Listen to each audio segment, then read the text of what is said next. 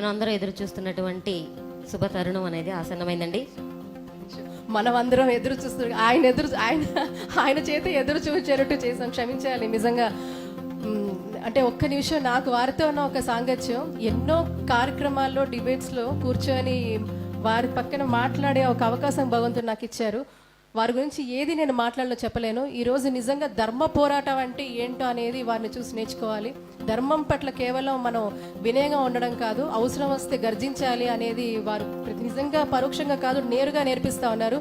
అది ఈరోజు హైందవ ధర్మం పాటించే సనాతన ధర్మం పాటించే ప్రతి ఒక్కరికి కూడా అది అవసరం అని వారు చేస్తున్నందుకు నిజంగా నా మాట మన్నించి ఈ కార్యక్రమానికి ఒప్పుకొని ఇంత కార్యక్రమానికి నిజంగా నాంది పలికినందుకు వారికి నిజంగా కూడా సభాముఖంగా పాదాభివందనం చేస్తున్నాను.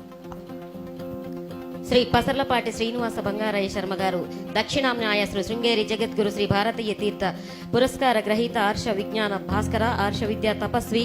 వీరు గత 2 దశాబ్దాలకు పైగా సనాతన భారతీయ వైదిక ధర్మ స్థాపనకు పాటుపడుతూ హైందవ ధర్మం, మన ప్రాచీన సాంప్రదాయాలు, సంస్కృతులను ఎవరైనా తోలనాడినప్పుడు అనేక టీవీ మాధ్యమాలే కాక బహిరంగ వేదికలపైన ఎదురు నిలిచి చర్చల ద్వారా ధర్మానికి అండగా నిల్చుండేటువంటి వారు.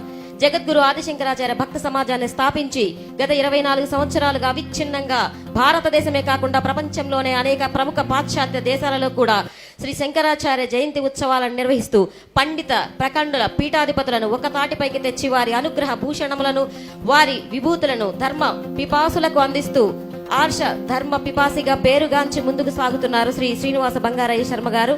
వారి ఆశీర్వాదం అనేది మనందరికీ ఉండాలని కోరుకుంటున్నాను. ప్రవీణ్ పాఠక్ గారు, అమ్మ మీరు కూడా స్టేజ్ మీదకి రండి తొందరగా.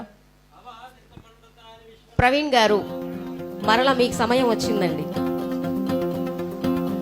అమ్మగారు, అమ్మమ్మ గారు, అనసూయమ్మ గారు అందరూ కూడా వేదిక మీదకి రావాల్సిందిగా కోరుతున్నాము.